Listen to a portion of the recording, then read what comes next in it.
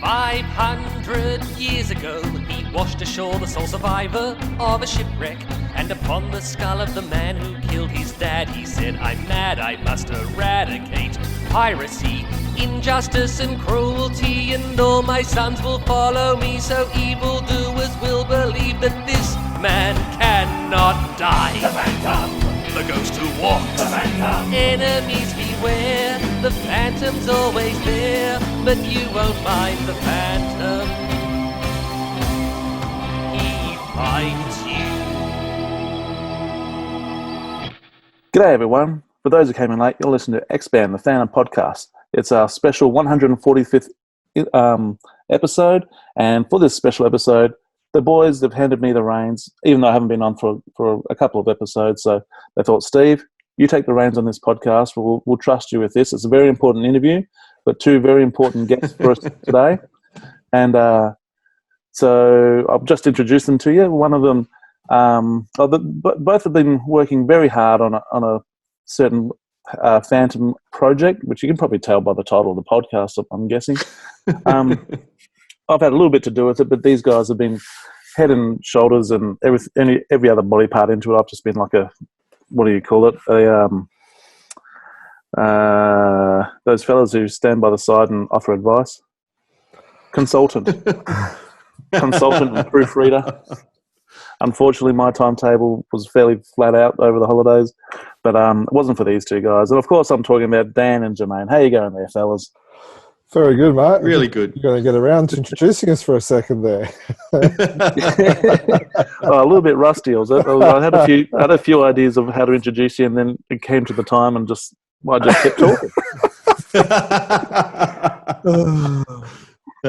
No, good to be with you, Steve. I'm really pleased you could join us tonight. Yeah, mate. So am I. Good to have you back on. Yeah, it's good to be back. We do get people asking, is Stephen still around? When's he on next? And stuff like out there. So I'm not sure if it's you just paying someone to ask. But believe me, you can see my bank account. I'm not paying anyone. But there are people out there that do miss you and stuff like that. So yeah, no, I miss being on the podcast.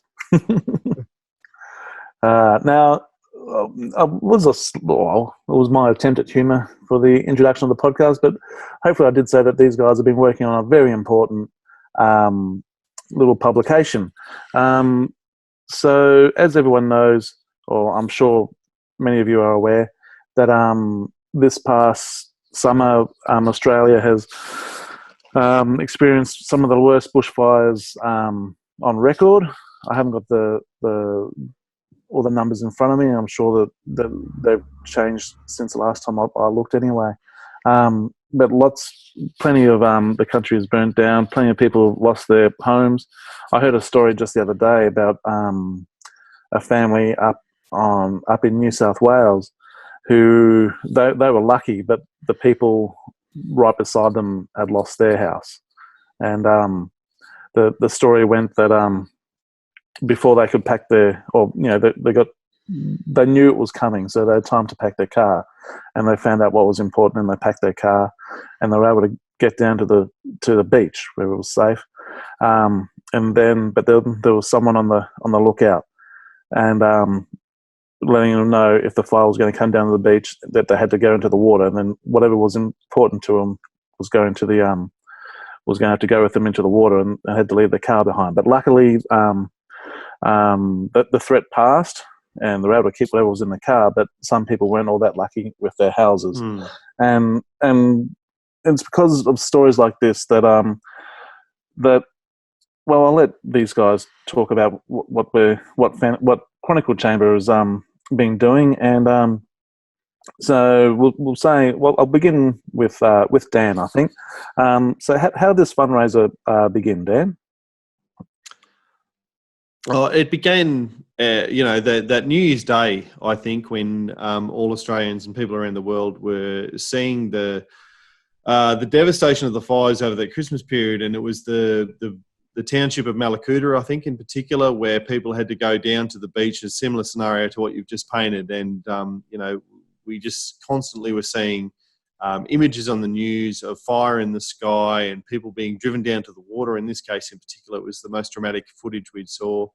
Right across Sydney, the smog, and even, you know, as far north as Toowoomba, and you've said in Ballarat before that, you know, so we're 3,500 kilometres apart, and the smog and the fire and the smoke was just across all of us. And it started with that. It started with the horror of what we were all seeing and feeling and experiencing, and then just sort of a sense of initially a sense of helplessness. What can we do? There's nothing you can do to reach out and help these people. And I guess then we started to think, well, what platforms have we got? Me donating $50, which is, or $100 or whatever I can afford, is a thing. But then using the platform that we had as Chronicle Chamber, what can we do that's bigger than that?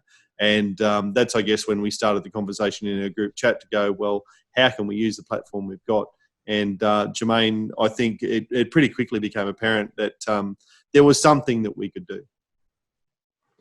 Yeah, and Jermayn, you're over there in WA. Did you have much of the smoke and stuff affect you guys over there as well? So for those who don't know, Australia's quite a big place. It's about, I guess, as wide as the US, if you want to put it in comparison. So the fires over in New South Wales, bottom bit of Queensland and Victoria didn't affect us, and South Australia. There was the fires in South Australia that did affect us as well. So for a period of time, the WA was actually kind of like isolated, because we had floods up the north, and then we had the fires in South Australia, which basically closed the borders. So for about a week, 2 weeks, nothing can get in or out of WA, and most Western Australians got their wish and finally became a standalone state.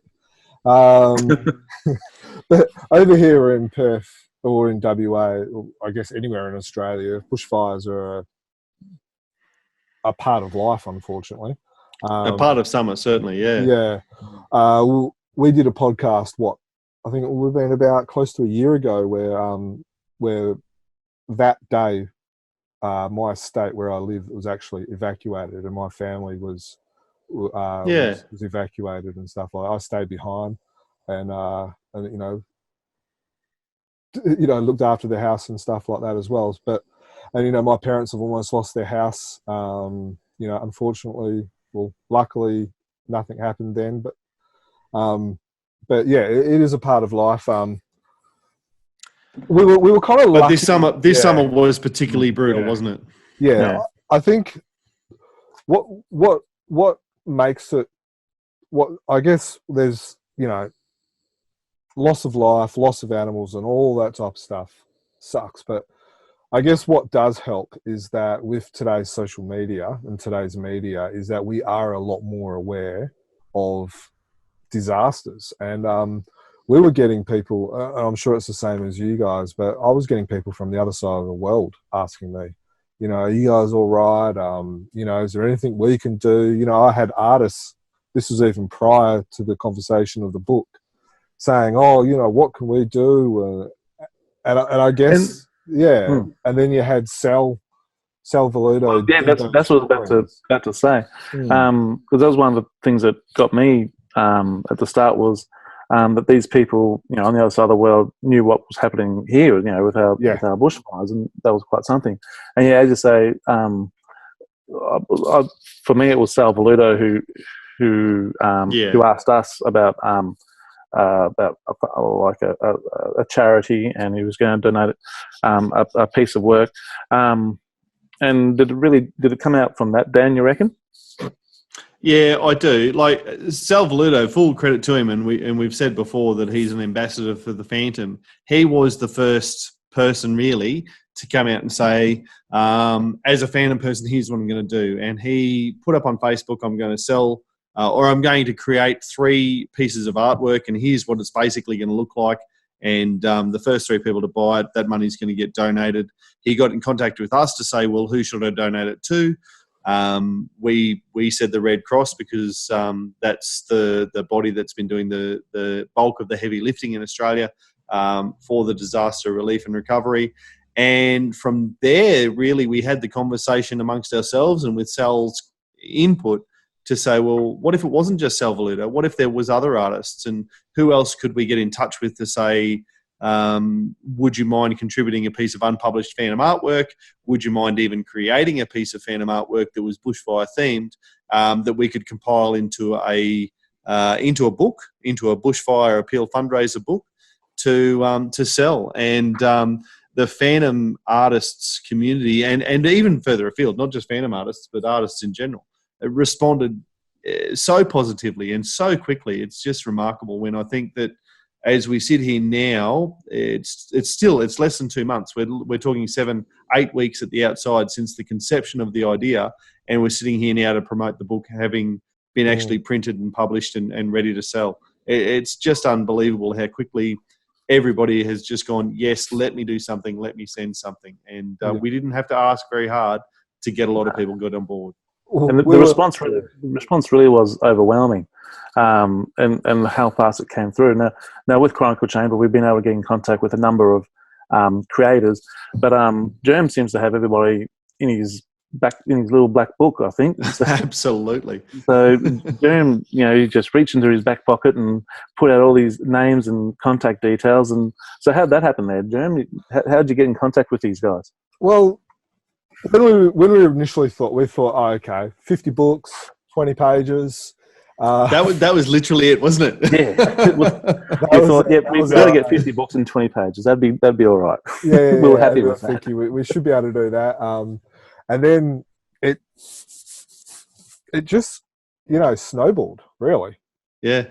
So basically what we did is I said, okay, I'll contact every single artist I've ever talked to, every single artist I've ever got a commission from, or that Chronicle Chambers interviewed, or, that basically that was the scope. And then we even contacted other people that had other contacts with artists and stuff like that as well, like Mikkel Sol and Andreas Erikson, and big shout out to Frank Borg as well, who put us onto some other artists as well.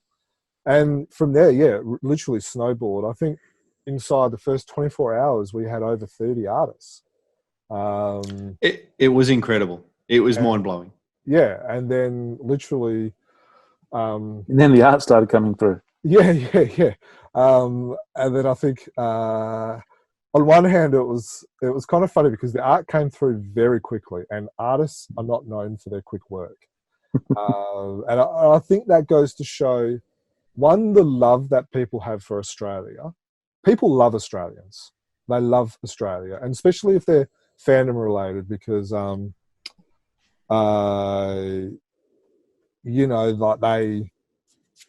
Australians spend a lot of money on art and fandom art as well, so they love us. The response was amazing. The response was amazing. Huge shout out to all the artists, and I think there's over 50 that have contributed to art in one way or the other. And I do think part of it is it is because of the horror that people were seeing on the TV screens. It's not just the connection that they have with Australians. It was also how visual and how the photos and the video that was taken at the height of the bushfire season is just horrific. And the numbers, as you said before, Stephen, over 30 people have lost their lives, nearly 3,000 people have lost their homes, and then over 1 billion animals. And whether we see in the book that the animals are a bit of a theme, but also the firefighters and the heroics shown by them. So, I think it really touched. It really hit home with a lot of people around the world and a lot of fandom artists. Everyone we got in touch with was, they'd seen it and they were touched by it and they wanted to help. And they did. And they did. So as I think Jermaine mentioned before, our idea was 50 books and about 20 pages. How many books have we got now, fellas, and how many pages are we looking at? Well, it's 52 pages from cover to cover, and 400 books. And the way that the pre-orders have gone, and we're not going to shy away from the fact that we've offered the artists and our Patreons first dibs, and they've had a crack now at ordering. we've sold nearly a quarter of those books. Yeah. Straight up. I think we're going to have to look at a second print run. I really do. And which is extraordinary. yeah, and the reason why we've offered artists and Patreons first dibs is because, well, one, there's only 400 books, but two, most people, when you create a book or an artist contribute, they usually get a complimentary Yes. book. But the reason why we didn't offer them that is because it's for charity. And if every artist that's 50 took a free book, you know, there's a big chunk of money that's not going to go to charity. Yeah. And this is all about charity. It's you know, we ourselves have had to buy our own books. Exactly right. Yeah, I don't think you used to have actually physically brought your book yet. Well, I'm doing mine tomorrow. No, no, I haven't. I'm running the risk of missing out at the moment. Yeah, because by the time this podcast goes, it's free for all, guys. So I'll edit the podcast and I'll make sure I edit it after I've purchased my books. But and it's a great book. It's a great book. You know, can we do a bit of show and tell, or? I think we should. And this is the I can't, but I'm sure you two. Well, we've got a proof copy. Yeah, which is actually not the final copy either. We actually didn't have to make a couple of changes after the proof. Significant changes, yeah. Yeah, so this is just the proof copy that everyone's looking at. So the cover there, it looks very much like a Paul Mason piece of art there. Yes. Yeah, absolutely. And a huge shout out to Paul Mason too, because in the same way that Sal Voluto was a lot of the idea, and certainly in the very first stages of can we do this, should we do this, what would it look like? After we decided to do it, Paul Mason has just been a power of information and support. He put us onto the printers who have donated the printing costs of the book. He's obviously included, not obviously, but he has donated a picture for the inside as well. And then his support with the cover and really stepping up when it came to us throwing ideas around about the cover and him coming to the party with that was just fantastic. So I can't give Paul enough credit for this in the same way that Sal Voluto. So those two artists really were the backbone in terms of supporting us and giving us ideas on how to do this. Shall we quickly talk about the cover? Because I got to say, the cover was probably... Because when we originally did this, our scope was, let's get the artwork in, and then we'll choose a couple of covers that we each like, and then we'll have a play and see which one works the best. And then that didn't quite get followed. And then we had a couple... No, well, we had ideas. Yeah, with a jam cover as well. So we had a bit of an idea. Well, jam cover. You created like 9 or 10 different covers, like of what you thought were the best artworks, and they, you know, best, worst, whatever. You picked 9 or 10 to trial as covers, and they all looked good, to be honest. Like as you go through the book, the pictures that are in there, any one of them, honestly, could have just about been the cover. And that was part of our problem, because we were then like, oh well, if we slap a big Phantom masthead across the top and some logos on it, are we disrespecting the cover art, the art that the artists have put in for us? And so we came up with the idea of a jam cover, and there's about 7 or 8 different ideas of what that might look like. So there was certainly a lot of work put into the idea here. And I guess one of the reasons why we went with Paul is because he worked with us with the book, and he also, and like it was like literally like a design studio. It was like he came up with a couple of ideas, and then we countered with a couple of ideas, and we started off with little thumbnails, and then we had the idea of using the bush and the bushfire, the flames, the fire as an integral element with the cover, as you can see. You know, as Dan holds it up, you can see if you're looking on YouTube, of course, you should be looking at this on YouTube. Yeah. Basically, you know, the fire is a huge element, and then it's kind of silhouetted with the Phantom, and I like that idea. And then we had 2 different ideas. We had either the black background or the white background, and we waxed between those for a little bit as well, from memory. Yeah, I it is think down to what. Yeah, and I'll let you jump back in with questions again in a moment, Steve. But That's right. what I will say interviewing is all of the different cover ideas that we've had, and there was probably 15 to 20 that we floated. All of those will be available in the P3, the Phantom Preservation Project, in a Phundraiser folder that'll appear in one of the future updates for the P3 subscribers. So, just have a bit of a look at the process now. yeah. We had a bit of a vote with the black or the white cover. Now, the reason I voted for the white cover, was because it has more room for signatures. Always think of the collector. Well, we are collectors first. Let's be honest. We are collectors first, and a white gives you a lot more room for signatures. And then we also added a sketch page at the back as well. So, I think this book, when you buy it and you go to all your conventions, I think you need to go to all the artists, get them to sign it, tell them how much you appreciate their work, get them to slap a signature Thank them. there, and thank them and stuff like that. Follow them on Facebook or Instagram. There's a page which has got all their details on it. Give them a shout out, because they didn't do this for any money. They did it, it was a total donation from them. And there's a whole heap of artists, over 50, that have contributed to this book, and they're the real heroes of this book. We're just the conduit. Yeah, exactly. Yeah. Jeremy just mentioned a couple of things that he thought were important with the book, having the white space for the signatures and what have you. Was there anything that excuse me, that you really wanted to have include in the book, or really wanted to do with the book, Dan? I think from the very outset, our mantra was less of us, more of the art. Right from the get-go, it was always about trying to back away. And every time we'd make a suggestion, it was about, well, is that detracting from the art? And if so, how do we cut back on that? So there's very little writing in the book. They're all pin-ups. Every page, and I'll flick through a few here. You can see there's not too many. No, I'm not going to give away too many, but as I flick through the book, it's all for the most part single image to a page, and that was about giving the artists the space to tell their story. In terms of the pages. Yeah, exactly.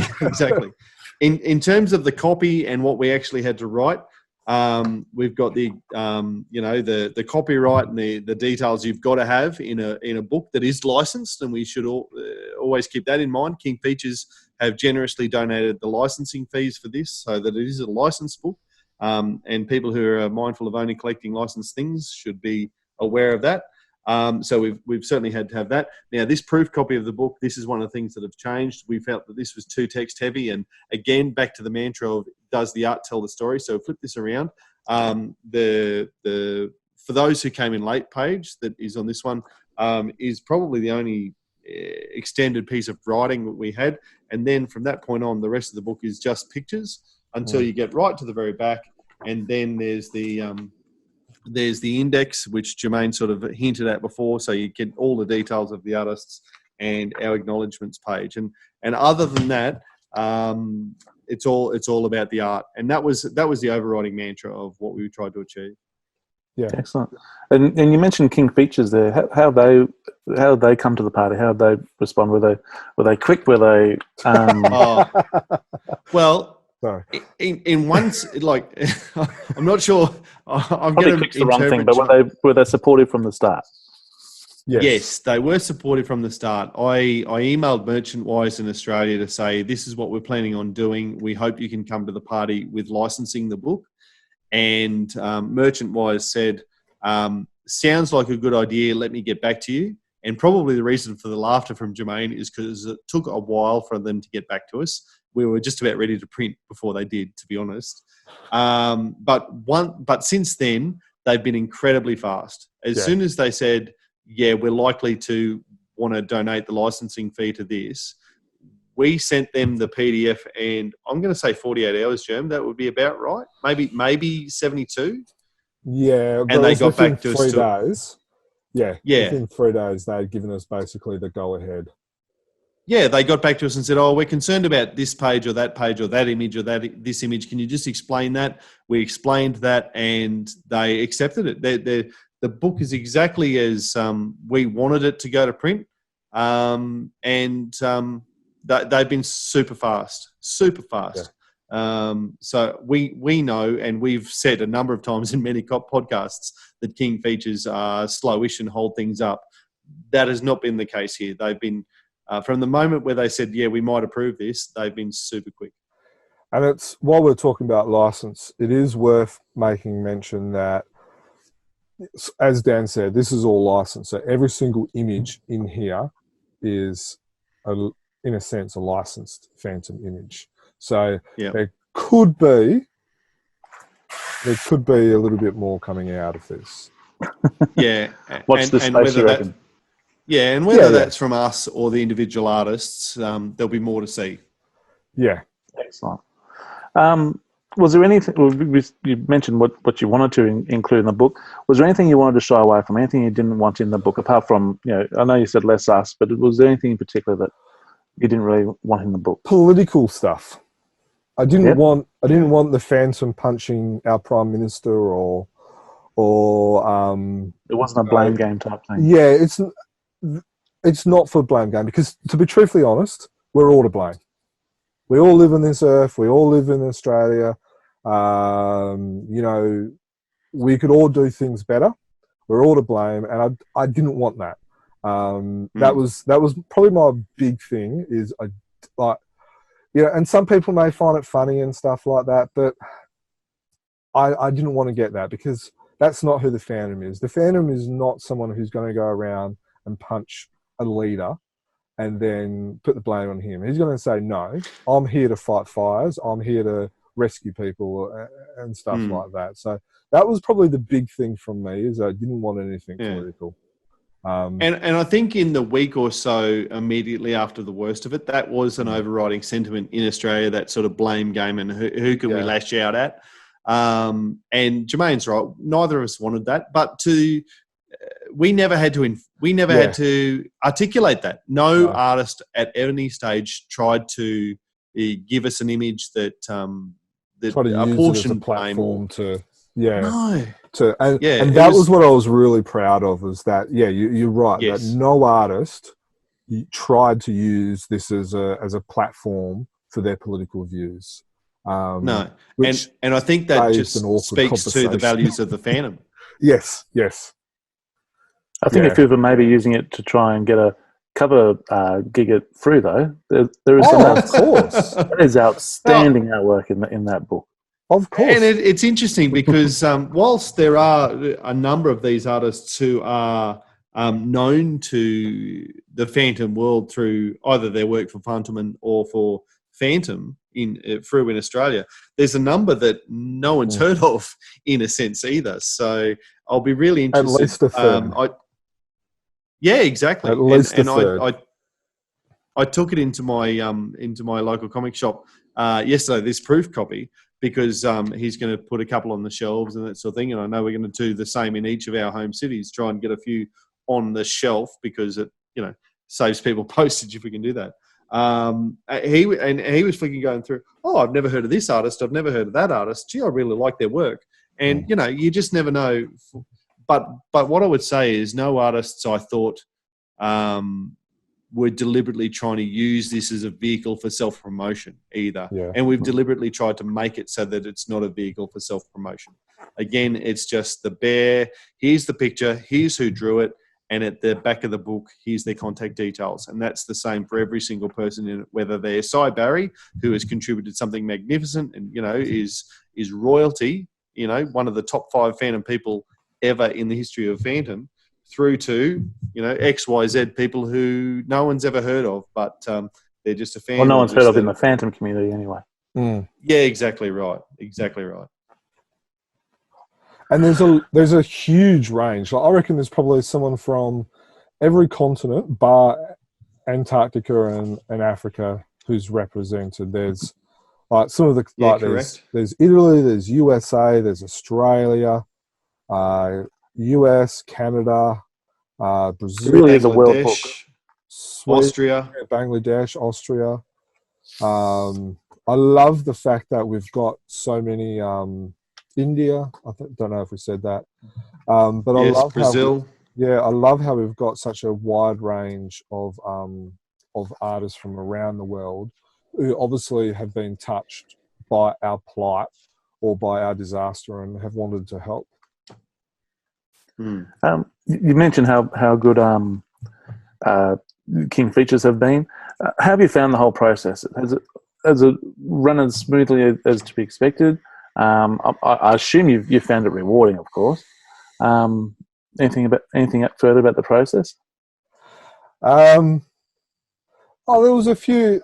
On the most part, it went well. Like we've worked together, the three of us with Chronicle Chamber for a number of years, and we don't. Let's be truthfully honest. We don't always agree on everything. No, we don't. and and it's, to be quite frank, there's probably a lot of things we don't agree on. But maybe fortunately or unfortunately, however, whatever side you're on, is that it has to be pretty much a democracy. There's not a dictator and then there's two minions. It basically, everyone has to have their say. Everyone puts in their opinion, and then sometimes we leave it at that and we sleep on it, and then sometimes common sense prevails, and then we go from there. But and I think there's been there's probably a couple of moments I can think of. Maybe one with the Faffles and one with a particular piece of artwork. But apart from that, I think it went quite smoothly. And I think a lot of it's got to do with the fact that we know it's not about us. And I think that's sometimes something that we continually have to remind each other of, is that it's not feeding our egos or it's not feeding our collection. We're fans and we're doing this for fans. And I guess we still are doing a podcast and a website together, so it must have been fairly smoothly on the most part.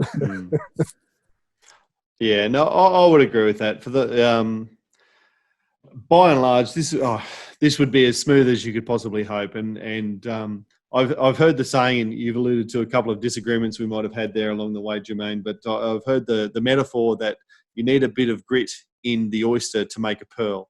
And so whether I was the grit or you were the grit or whatever happened at different times, I really do think that we've created a pearl of a book here. And I'm not. Obviously, I've got self-interest and I'm proud of it and all the rest of it. But I do think that as a piece of, as a Phantom item and as a Phantom book, as a collectible, or for the average Joe Blow who doesn't collect things but just likes the idea of the Phantom as a piece of, or wants to help, that's exactly right. Because we haven't created it for ourselves. We haven't created it for Phantom fans. I think it's something that will appeal to Australians in general, and I genuinely think, I really do, that 400 volumes is nowhere near enough for the demand, and I think that we're going to have to do a second print run, and I'm looking forward to that idea, because I think get the first lot printed, sold first, mate. I know. We keep tempering each other for this, that, or the other. At different times, one of us gets very excited, and the others go, "Hang on, whoa, back. Well, let's just take one thing at a time." And that's to do with some of the stuff that might come after the book as well. But every time I've shown this to somebody who's outside of the internet community, because it's pretty well known on Facebook, for instance, people who are on Facebook and have followed Phantom stuff on Facebook, that we're doing this. And even amongst that group, I think we'll sell our 400 quite comfortably. But at work, I've talked to a few different people, and we talked to a graphic designer that I know. And she was one of the ones who gave us some ideas on the jam cover, for instance. Now, she's not a Phantom fan, but her brothers are. And she's looked through the artwork that we've got and gone, I definitely want to get one of these. Now, she's not part of our community in a sense, but she's a part of an Australian community who's been touched by the fires and who has the Phantom as a touchstone for our cultural identity. And she's keen on the book. I think that if we can get this more broadly known about, then it could go. It could go quite widespread. So, and I hope it does, because at the end of the day, every sale and every cent that we make out of this, basically, our fundamental policy is we're getting income. We know that from selling these, and we've got costs. We know that in terms of whether it's production down the line or printing and distribution costs. But whatever income minus whatever costs, the rest of it goes straight to the Red Cross, and we're not taking a cent for ourselves. There's no financial benefit to Chronicle Chamber. It's all going to charity, and I'm really proud of that. Mm. And it's probably a good moment to talk about the fact that at this stage, even before we have actually posted a book, we're already looking at, was it about $12,500 that has been raised? And that's through the sale of artwork and pre-orders and stuff like that. And that's just done by a little fan group, Yeah. So we are counting. We are counting that money, and people might say, "Oh, well, you haven't created the $12,000." But at the end of the day, without the three of us going, "Yes, let's commit to this idea, and let's work on a book and create a book," there wouldn't be 50 pieces of artwork or 25 odd that are created traditionally that people can buy the original work for. And so that idea has led to the creation of that art, and all of the artists who have said, I'll charge $100, $200, $300, whatever it is for this artwork, but in lieu of payment, show me a receipt for your donation to Red Cross, and therefore you get the book. So we count that towards it and all the rest of it. So you're right, Jermaine. There's been no book sales as such right now, but $12,500 raised through original artwork or the FAFL donations from the Phantom Art Show and others, Pete Klaus, who sent stuff across, Peter Kingston from the art show, we've raised money from their work as well. We're counting it all because it's, I guess, going towards fruit of, it's fruit of the tree that we planted, if you like. And I think the real money is about to come when we have the book available to sell. And I'll ask about the FAFLs is there something else there, Jim? I was just going to say, there's still some original artwork floating around as well. So if you are wanting to buy original artwork, so you can say, I've got some original artwork from this book, get in contact with us, because there's probably still, I reckon there's still 5 to 10 pieces floating and that hasn't been sold yet. I was very tempted to buy some of the original artwork. I checked my banking app. I could probably do it, but I want to buy a few more copies of this book because I want to give them, to the local fire brigade or go to the local Red Cross place. Here, we made this for you. There you go. Yeah. The question I was thinking of just before. So the print runs 400. Is there any reason for that particular number, or is that just what the printers have given us? It's a good question. We probably should give praise to the printers, Jeffrey's printing services. They were recommended by us by Paul Mason, and how do you say his name? Is it Baden or Baden? Yeah, Baden Kurgan. He basically said to us, "We'll give you initially, what was it? It was 200 copies and 20 to 30 pages." And then a month later, we're like, can we have... What if? we have 40, 50 pages? And he goes, you can have, I think he said you can have 40. And then we went back to him and said, can we have 52? He's like, yeah. And then we're like, can we have 400? No, I think, where did we go? We went 200 to 300 to 400. And this is all donated for free. Yes. By him. He's like, look, I'll foot the bill. I'm not going to charge you a thing. It's colour. As you can see, there's brilliant colours in this book. And it's all free. It was all donated by him for free. So, huge... And it just means that all of those dollars that we might have otherwise had to spend on the printing costs are going to Red Cross. Exactly. So instead of...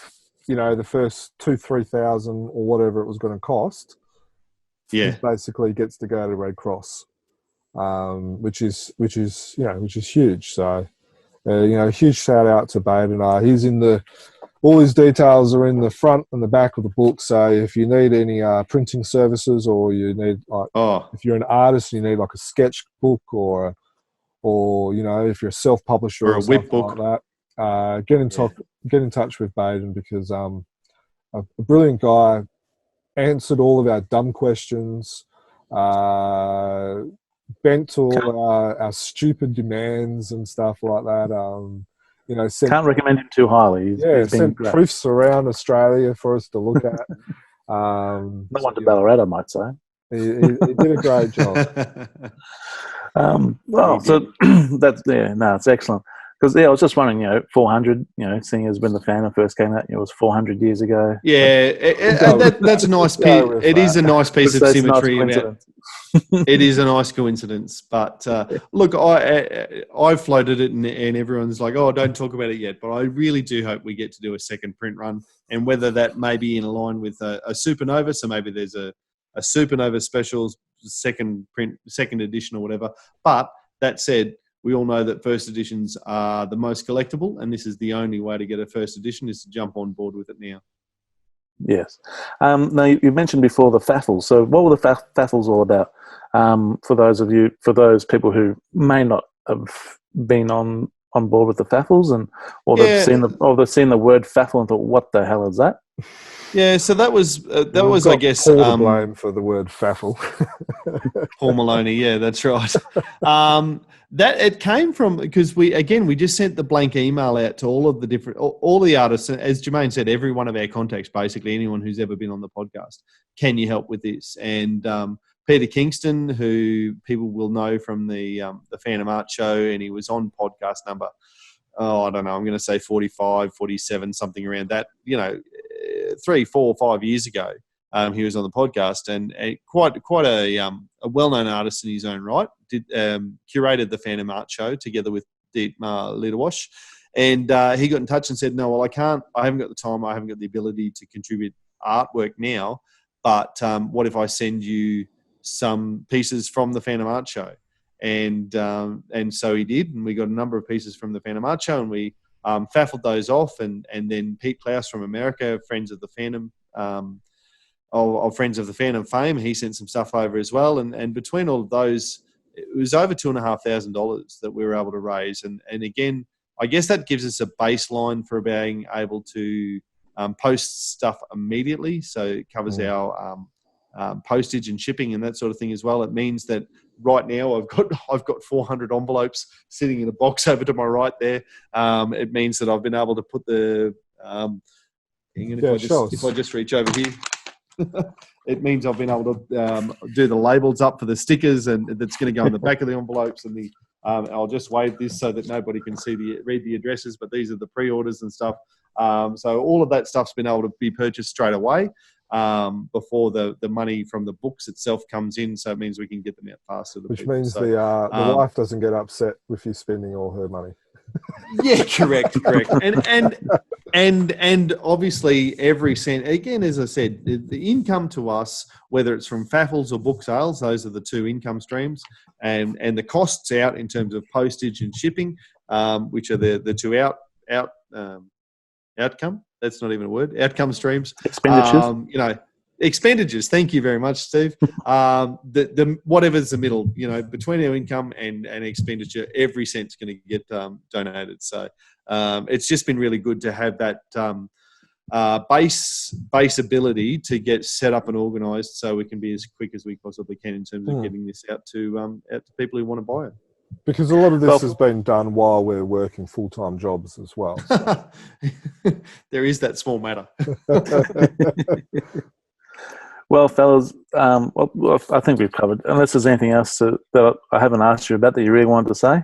I would like to know what everyone's couple of pieces of artwork that they really enjoyed. We don't have to show it, but you just give us names that, ones that like really jumped out or you're really proud of, or something like that. Steve, do you have any? Just from us. Yeah, just from us. Oh, I don't have the digital copy on me at the moment, but yeah, even the art that was in black and white was phenomenal. And as you mentioned before, there's the fiery themes and the as in the firemen and firewomen, the and the animals were a big theme. But I don't want to spoil the book, but I think that towards the end of the book, they may be placed, but the ones where it's the aftermath of the fire, so you don't need to show anything on the video, just in case people, just to give them a little bit of surprise. I can't remember who they do it, but it's the around about that. And when I've shown those sort of they're the blue images, Just a quick the bluey grey images, and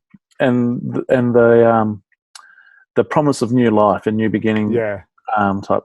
They're the artworks that really strike you. And when I've shown that the little digital copy I've had just on my phone to others, and they go, oh wow, like they're going through everything. Geez, that's right. Like I know my local comic shop, they really love Guy Prasant's Phantom with the firefighter's helmet on. Yeah. She just thought that was like a wiry farmer going to defend his property. But yeah, then got to the ones at the end, and yeah, she stopped talking. She was like, that's incredible. So yeah, it's those ones that the new beginnings coming. Yeah, I don't think that I can. I'm not prepared to really name any that are my favourites, because I know that's classic sitting on the fence. But honestly, it is. Any page that I open up to, I'm like, wow, I really like that one. Or they are all phenomenal.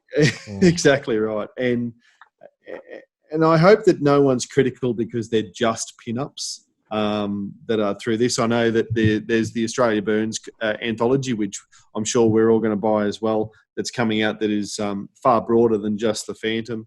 And it's got comics and prose stories and all the rest of it that are in there as well. And ours is, in a sense, it's just pin-ups. But I hope that's not a criticism that goes broadly, because every one of them is a really awesome piece of artwork in its own right.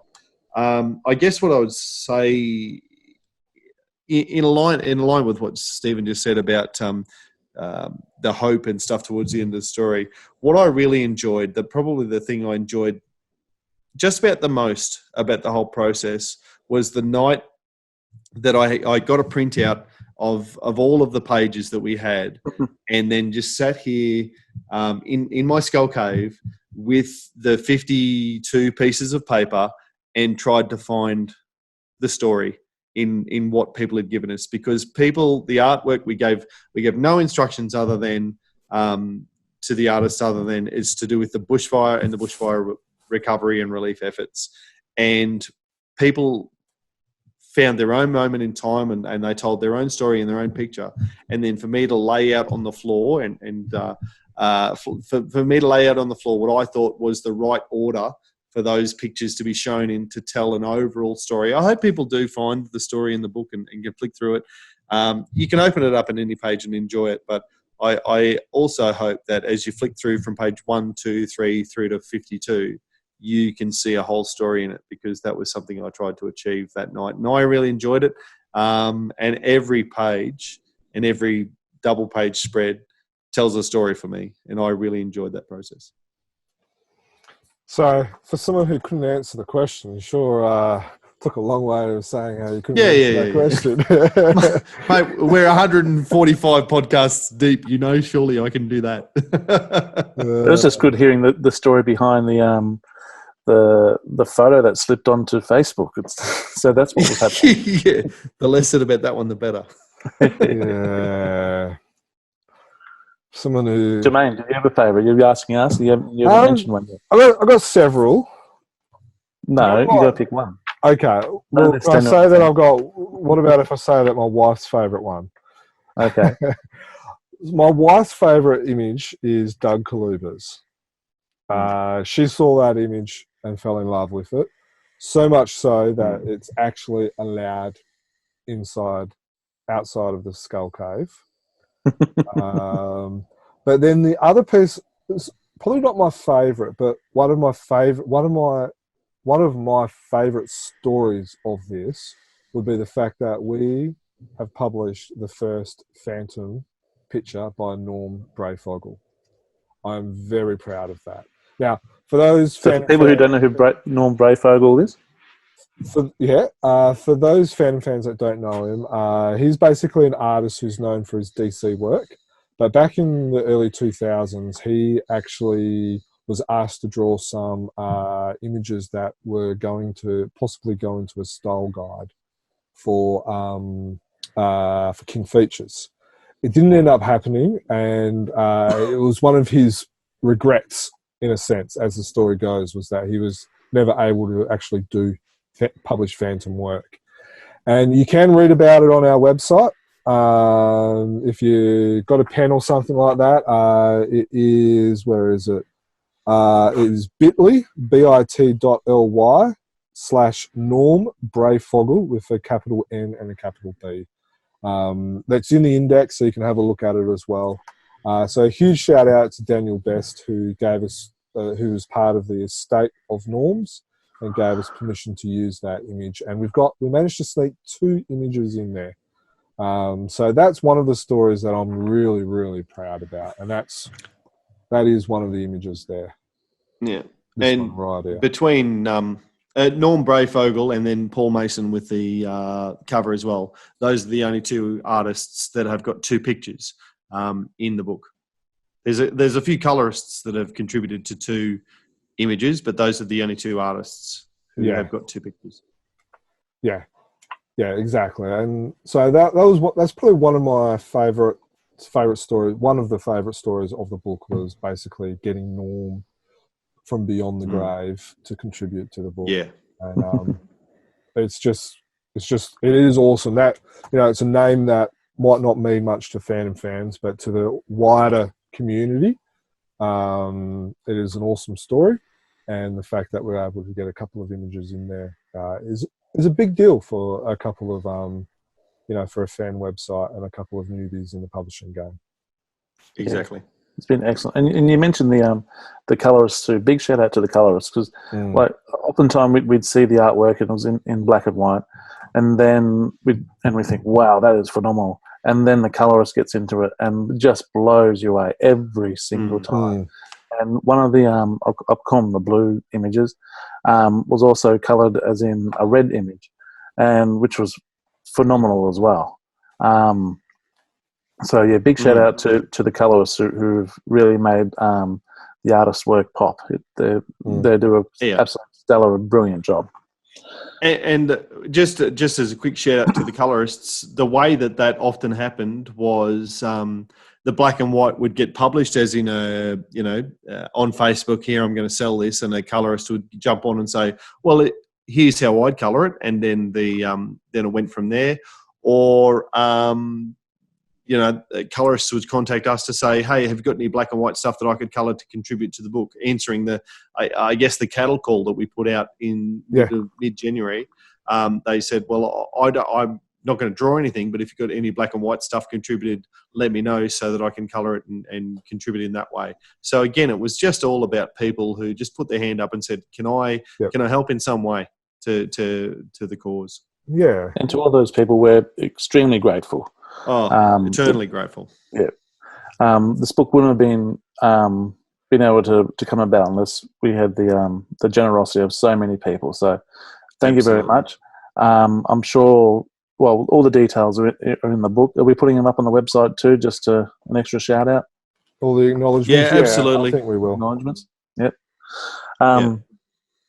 And so, fellas, it's nearly time for books to be coming out. When should people be expecting to have them in their letterboxes, you reckon? Well, as this podcast comes out, they can purchase it. And I think we're working at, what is it, 5 business days for Australia and about 10 to 15 for overseas. As Jermaine said earlier, we've all got full-time jobs, and all of the books are going to be posted to us, and then, we and our families have got to send them out to people. So we hope that people can be patient, but honestly, within a week of you purchasing them, 2 at the outside, the book should be arriving in your letterbox. So we appreciate people's patience with the fact that we're not a publishing house. We are just a few blokes who are contributing to a website and want to record a podcast so that we can talk Phantom, and got an idea to do a bushfire fundraiser book. And we'll do the best that we can and get it out as quickly as we can. But a little bit of patience to be appreciated as we live the rest of our lives and get this thing done. Yeah, if you have any concerns, email us, chroniclechamber@gmail.com. The three of us check it hourly. So, Yes. any concerns on there, you will get a response within half a day. Yes. And if you want to talk to us on the phone and stuff like that, email us first, and we will talk to you on the phone if needed. 'Cause we're fans, and so there's nothing we hate delays, and so we're totally there with you. And so so if you have any concerns, email us, contact us, and we will be in touch with you very, very quickly. Yeah. Rightio, fellas. Well, thank you for your time this evening. You guys have been wonderful to interview. Jermaine, I know you're a bit poorly during the week, and you look like you're in better health today. Oh well, on top of us all doing full-time jobs, we had Dan, who started a new role, which meant he had to put in extra hours, which meant he actually had to work. And then I got my Getting dog. close to my hours now, which is about right. I got a dog that's come up with cancer, so there's been 2 vet trips with that, and then I've had to go to the doctors and the dentist and daytime surgery, 2-3 times as well, and my wife's done her back as well. Surprisingly, the kids are all well, so that's always good. That's always a good part, because they're the ones that usually do it. Usually suffer the first. So yeah, it hasn't been smooth sailing at all.